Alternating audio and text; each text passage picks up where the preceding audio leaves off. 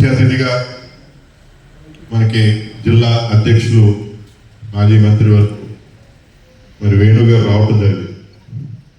వేణుగారు అందరికీ ఇన్స్పైరింగ్. ఎందుకు ఇన్స్పైరింగ్ అంటే ఇక్కడ మనలాగే మీ అందరితో కూర్చుని ఒక కార్యకర్తగా ప్రారంభించి ఈరోజు రాష్ట్ర మంత్రివర్యులుగా చేస్తూ పార్టీకి నిలబెడుతూ కాంగ్రెస్ పార్టీలో ఉండండి, తర్వాత ఈరోజు రాజశేఖర రెడ్డి గారితో ఆ రోజు అవనండి, ఈరోజు జగన్మోహన్ రెడ్డి గారితో అవనండి, నాన్నగారు జిఎస్ రావు గారితో అవనండి, అలాగే మరి జక్కంపూడి రామ్మోహన్ రావు గారితో అవనండి, వారందరితో పనిచేసిన అనుభవం ఉన్న వ్యక్తి ఈరోజు మన వేణు కూడా. ఎందుకంటే రాజా నేను సెకండ్ జనరేషన్ అయినా మరి రాజా జక్కంపూడి రామ్మోహన్ రావు గారు, నాన్నగారు జిఎస్ రావు గారు ఆ రోజుల్లో తూర్పుగోదావరి పశ్చిమ గోదావరి జిల్లాల్లో మరి కాంగ్రెస్ పార్టీలో ఎంతో కష్టపడి పనిచేసి ఆ రోజుల్లో మరి అపోజిషన్లో ఉన్నప్పుడు 99 నుండి 1999లో అక్కడ సింగిల్ ఎమ్మెల్యేగా రామ్మోహన్ రావు గారు, ఇక్కడ పశ్చిమ గోదావరిలో నాన్నగారు జిఎస్ రావు గారు సింగిల్ ఎమ్మెల్యేగా, ఇద్దరు పార్టీ అసెంబ్లీ నియోజకవర్గాల్లో మీటింగ్ పూర్తి చేసిన రికార్డు మన అధ్యక్షుడు అంటే నేను ఇందాక చెప్పాను కదా, మీరు ఎంత స్మూత్ గా ఫోన్ చేసి అడుగుతారో కాదనలేమని. చాలా సంతోషం. కష్టాలు ఎక్కువ ఎవరికి ఉంటాయంటే క్రమశిక్షణతో బతికోవడం ఉంటుంది. ఎటు పెడితే డైలీ కూడా కష్టాలు ఉంటాయి, ఏముండవు, ఫ్రీగా ఉంటాయి. అలాగే నిందలు ఎక్కువ ఎవరికి వస్తాయంటే నిజాయితీ పరులకు వస్తాయి. నిందలో నిజాయితీ పరులకు వస్తాయి. జరుగుతున్నటువంటి పాలన చూసినప్పుడు దానికి పూర్తిగా భిన్నంగా ఉంది. ఏమిటి మరి మనం అనొచ్చు, నిజాయితీ పరుడు ఓడిపోతున్నాడు, లేకపోతే నిందలు పడుతున్నాడు, అవన్నీ ఎందుకు జరుగుతున్నాయి అన్నప్పుడు ఎవరైతే ఈ నిందలేస్తున్నారో వాళ్ళ నిందలకి అడ్డుకట్ట వేసే సైన్యం మనకు లేదు. ఎందుకంటే మనం నిజాయితీగా ఉన్నాం కాబట్టి. శ్రీనివాసనాయుడు గారి నిజాయితీ పరుడు, మీరు ఇంకా డబుల్ నిజాయితీ పరులు అయి ఉంటారు. లేదా ఈయన పూర్తిగా అరెస్ట్ చేసేసి ఆ వాసన దీనికి రాసేది. ఎప్పుడైనా ఒక నాయకుడికి పేరు వచ్చిందనంటే ఆ కింద ఉన్న సైన్యం గొప్పది. తండ్రి లెగసీని కొనసాగించడానికి రాజకీయాల్లోకి వచ్చాడు కదా. ఏంది ఆ క్వాలిటీ అయితే ఎవరికైనా చిన్న ఆపద వచ్చేస్తే ఎక్కడో ఆ రాజుల్లో చివరిన్నోడు ఒకడు ఎక్కడో మూడు అంటాడు. ఇలా ఒక లెజెండరీ పర్సనాలిటీస్ ఇవాళ ఈ జిల్లాలో రాజకీయాలు చేస్తున్నాయి. వారికి ఏమి చేయటం చేత కాక ఇందాక మా టౌన్ ప్రెసిడెంట్ మాట్లాడుతూ, అదేవిధంగా మండల అధ్యక్షులు అందరూ మాట్లాడుతూ, ఈరోజు మనం 5 సంవత్సరాల్లో అందులో 2 సంవత్సరాలు కోవిడ్లో పోయినా సరే కేవలం 3 సంవత్సరాల్లో అనేక సంక్షేమ పథకాలతో పాటు పెద్ద ఎత్తున 100 కోట్ల రూపాయలు మనం తీసుకొచ్చి అభివృద్ధి కార్యక్రమాలు చేయడం జరిగింది. బహుశా ఇవన్నీ పెద్ద ఎత్తున మన ప్రజల్లోకి తీసుకెళ్ళడంలో అంతగా మనం సఫలం అవ్వలేదేమో, ఎందుకంటే ఒక్కోసారి అనిపిస్తూ ఉంటుంది. ఇవన్నీ మనం సరిగా కమ్యూనికేట్ చేయలేకపోయాం.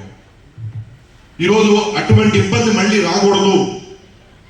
ఈరోజు అధికారంలో కూటమి వచ్చిందంటే కేవలం అబద్ధాలు చెప్పి ఒక మోసపూర్వకమైన హామీలు ఇచ్చి అవి జరగో ఎప్పటికీ ఇవ్వలేరని తెలుసున్నా సరే అవన్నీ కూడా చెప్పి ఈ విధంగా మేనిఫెస్టోల్లో పెట్టి ఇవ్వటం జరిగింది. వీటి గురించి మళ్ళీ కూడా వివరంగా మా వేణుగారు అధ్యక్షులు వారు మాట్లాడతారు. ఇవన్నీ ఇచ్చి మనం ప్రజల్ని మోసం చేస్తారు. మేము కూడా చెప్పాం జగన్ గారికి, మనం కూడా కొన్ని పథకాలు అనౌన్స్మెంట్ చేద్దామని. జగన్ గారు ఒకటే చెప్పారు, మనం ఏవైతే చేయలేమో, ప్రజలకు ఏమైతే అందించలేమో మనం తప్పు మాట మాట్లాడకూడదు, అవాస్తవాలు చెప్పకూడదు, అబద్ధాలు చెప్పకూడదు. ప్రజల్ని మోసం చేయకూడదు, మనం ఏమైతే చేయగలమో అవి మాత్రమే చెప్పాలని మనకు చెప్పడం జరిగింది. మన మేనిఫెస్టో ఆ విధంగా ఇచ్చాం. బహుశా ప్రజలు ఏమనుకున్నారంటే జగన్ గారు ఏంటి కొత్తగా పథకాలు మనకి ఇవ్వలేదు, ఇక్కడ చంద్రబాబు అనేక పథకాలు అనౌన్స్మెంట్ చేశాడు, ఇవన్నీ కూడా వస్తాయేమనే ఒక ఆశతో బహుశా ఓటేసి ఉండొచ్చు. కానీ ఈరోజు ఏది జరగట్లేదు, ఈరోజు ఏది జరగలేదు. మరి స్టూడెంట్స్కి ఈరోజు ఏదైతే నిరుద్యోగుల వృత్తి నెలకి 3,000 చొప్పున ఇస్తానని చెప్పారు. నెలకి 3,000 చొప్పున. మరి అంటే సంవత్సరానికి ఎంత ఉంది? 36,000. ఒక సంవత్సరం గడిచిపోయిందా లేదా? మరి 36,000 బాకీ ఈ నిరుద్యోగులకి ఎప్పుడు ఇస్తున్నాడో చెప్పే అవసరం ఉందా లేదా చంద్రబాబు? చెప్పాలి. ఎందుకంటే ప్రజలు మోసం చేసి ఈరోజు చక్కటి కార్యక్రమం కూడా చేస్తాం. మరి ఇలాంటి మోసపూర్వకమైన మాటలతో మోసం చేయటం, యూత్ను మోసం చేయటం, మహిళలకి ఏం చెప్పారమ్మా? 18 సంవత్సరాలు దాటిన వారందరికీ కూడా నెలకి ఎంత ఇస్తాడు? 1,500. అంటే సంవత్సరానికి ఎంత? 18,000. ఎంతమందికి వచ్చిందంటారు? ఇవన్నీ కూడా ఎక్కడ ఇస్తారా? 18,000. ఈరోజు మన రాష్ట్రంలో అక్క చెల్లెమ్మలకి, మహిళలకి 18 సంవత్సరాలు దాటిన వారు అందరికీ కూడా 59 సంవత్సరాల లోపల ఉన్న వారందరికీ అంటే ఎంతమంది ఉన్నారో తెలుసు కదా మీకు? ఎంతమంది ఉన్నారు?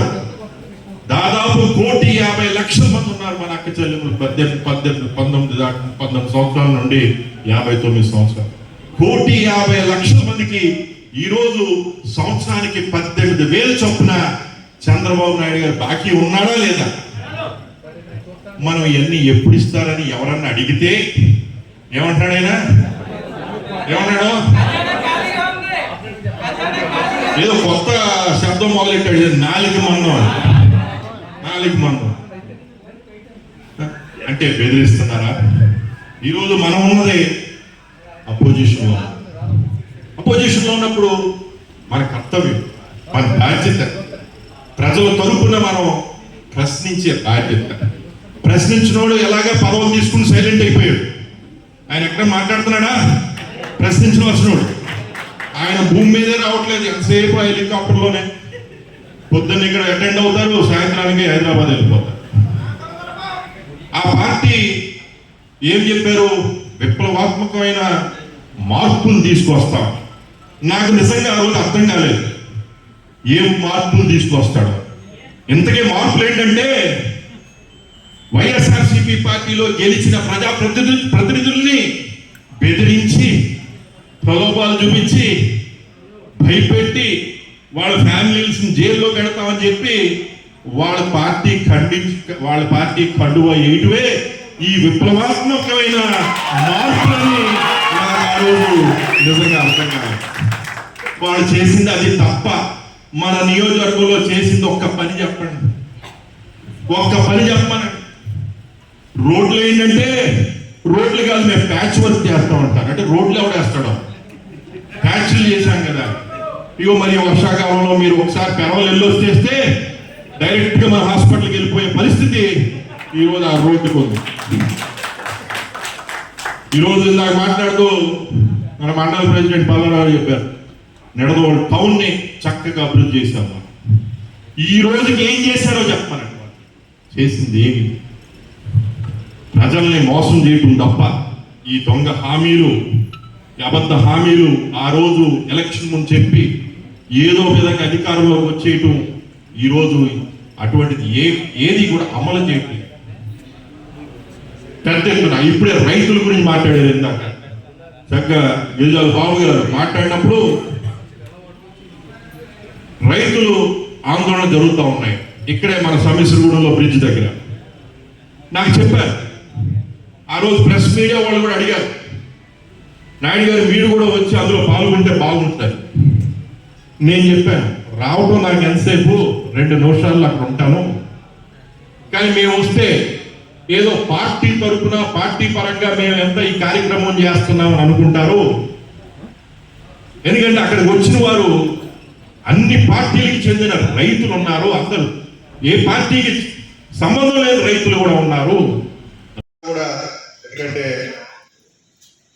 రాజా నేను సెకండ్ జనరేషన్ అయినా మరి రాజా జక్కంపూడి రామ్మోహన్ రావు గారు, నాన్నగారు జిఎస్ రావు గారు ఆ రోజుల్లో తూర్పుగోదావరి పశ్చిమ గోదావరి జిల్లాల్లో మరి కాంగ్రెస్ పార్టీలో ఎంతో కష్టపడి పనిచేసి ఆ రోజుల్లో మరి అపోజిషన్లో ఉన్నప్పుడు 99 నుండి 1999లో అక్కడ సింగిల్ ఎమ్మెల్యేగా రామ్మోహన్ రావు గారు, ఇక్కడ పశ్చిమ గోదావరిలో నాన్నగారు జిఎస్ రావు గారు సింగిల్ ఎమ్మెల్యేగా, ఇద్దరు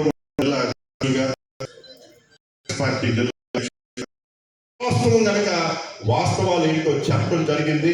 అవన్నీ కూడా మరి యువకుల మీద పాపం వాళ్ళు ఏదో పోస్ట్ పెట్టారు, వాళ్ళని ఇబ్బంది పెట్టి రేపు వాళ్ళు చదువుకుంటున్నారు, కొంతమంది ఉద్యోగాలకు వెళ్తారు, మరి విదేశాలకు వెళ్ళడానికి పాస్పోర్ట్ అప్లికేషన్లు పెడతారు.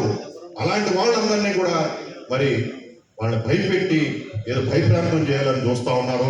తప్పకుండా మీ అందరి తరఫున మేము ఉంటామని, మనమంతా కూడా ఏదైతే అబద్ధ హామీలు ఇచ్చారో వాటి మీద ప్రజలతో తప్పకుండా ఇవన్నీ కూడా మన వాళ్ళకి అవగాహన కలిపే కార్యక్రమం ఈరోజు కార్యక్రమం చేయడం జరుగుతాం. మరి ఈరోజు పెద్ద ఎత్తున మీరు అందరూ వచ్చారు. ఈ కార్యక్రమం తర్వాత మళ్ళీ మండలాల్లో కూడా కార్యక్రమం పెట్టడం జరుగుతుంది. మండలాల తర్వాత మళ్ళీ గ్రామాల్లో కూడా ఇలాంటి కార్యక్రమాలు పెట్టడం జరుగుతుంది. ఇదే విధంగా ప్రోగ్రామ్స్, మండల ప్రోగ్రామ్స్ లో నేను ఇంకా కూడా అన్ని వివరంగా మాట్లాడతాను.